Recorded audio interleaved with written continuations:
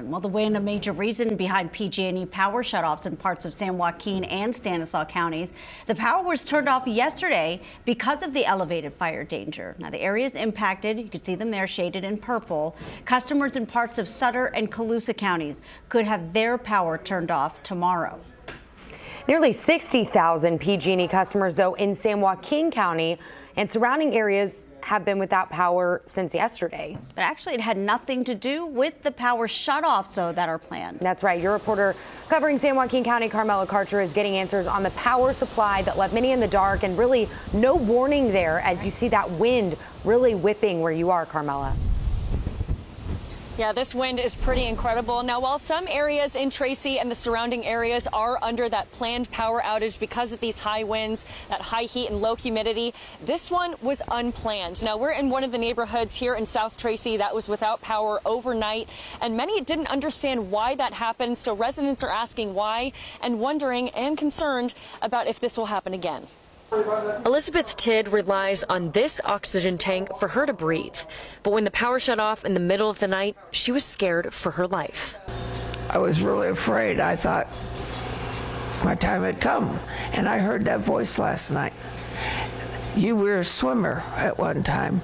You know how to control your breathing, so control it now. She is just one of the nearly 60,000 residents in San Joaquin County impacted by this unplanned outage.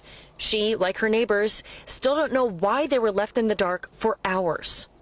I haven't heard anything from no one. What happened?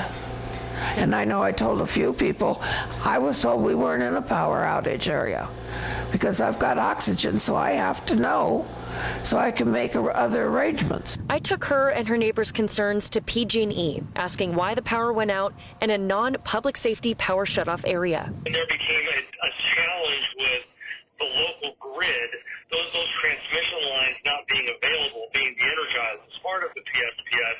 There was no location for us to essentially accommodate the additional load that was needed because of the destabilization that was going on. PG&E said they originally thought it was going to last no longer than an hour when power shut off in the early evening.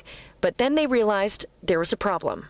There is not as much solar energy available because as it gets later in the afternoon, the amount of solar energy that's available earlier in the day is not as available later on during the day. It was a capacity situation, meaning the demand was greater than the supply.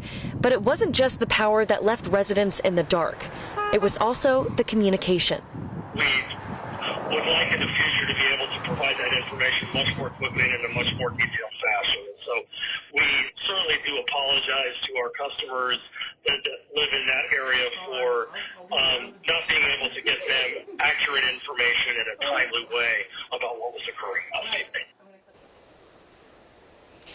Now, I also brought this concern of it happening again. He said this was completely unexpected and very rare to happen. Right now, PG&E is assessing exactly what happened overnight and into this morning, and they will let us know.